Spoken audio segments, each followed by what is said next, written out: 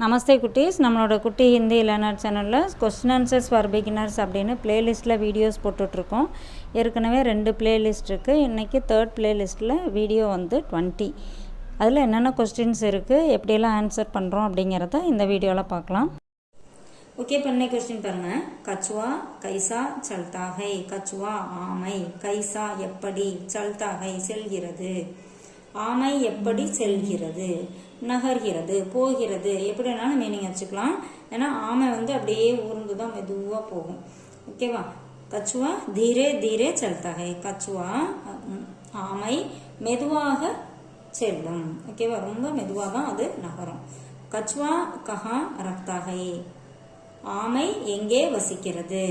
கச்சுவா குயேமே. குவாம் அப்படின்னா கிணறு, குயேமே தாலாப் அப்படின்னா குளம், தாலாப் மே और சாகர் மே, சாகர் அப்படின்னா கடல், இப்படி ரக்தாக கடலிலும் வசிக்கிறது.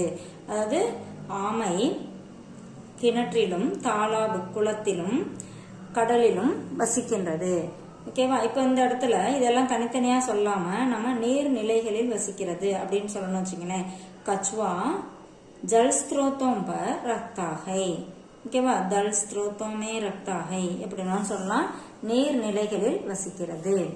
அடுத்தது கோयल की आवाज कैसी होती है. குயிலின் சவுண்ட் ஓசை कैसी होती है எப்படி இருக்கிறது. குயிலின் ஓசை எப்படி இருக்கிறது. ஆவாஜ் அப்படின்னா சவுண்டு. இந்த குயிலோட சத்தம் எப்படி இருக்கிறது அப்படின்னு கேக்குறாங்க. குயிலோட சத்தம் எப்படி இருக்கு. பேச்சு வழக்குல நம்ம கேட்போம் இல்லையா. கோयल की आवाज मीठी होती है. குயிலின் சத்தம் இனிமையாக இருக்கிறது.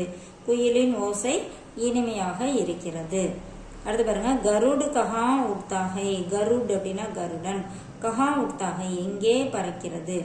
கருட் ஆகாஷ் பர் உட்தா ஹை. கருடன் ஆகாயத்தில் பறக்கிறது. உட்தாகை பறக்கிறது. இப்ப இந்த இடத்துல கௌவா கஹா உட்தாகை, காகம் எங்கே பறக்கிறது. இந்த மாதிரியும் கொஸ்டின் நம்ம மாத்தி கேட்டுக்கலாம். ஆன்சரும் நம்ம என்ன ஆன்சர் சொல்லணும்னு நினைக்கிறோமோ அந்த ஆன்சர் ஆட் பண்ணி சென்டென்ஸ் கிரியேட் பண்ணி பார்த்தோம்னா லாங்குவேஜ் கத்துக்கிறது ரொம்ப ஈஸியா இருக்கும். தேங்க்யூ.